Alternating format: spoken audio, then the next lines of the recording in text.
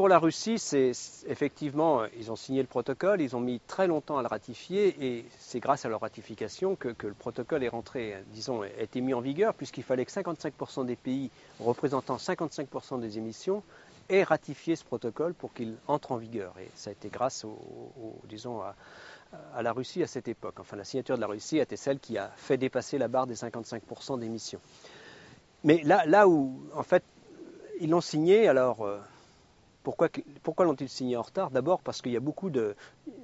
Bon, il se fait qu'il y avait... Enfin, Iliogarov, c'est pas grave, mais vraiment le conseiller de Poutine dans le domaine est vraiment un sceptique de premier ordre, c'est très clair.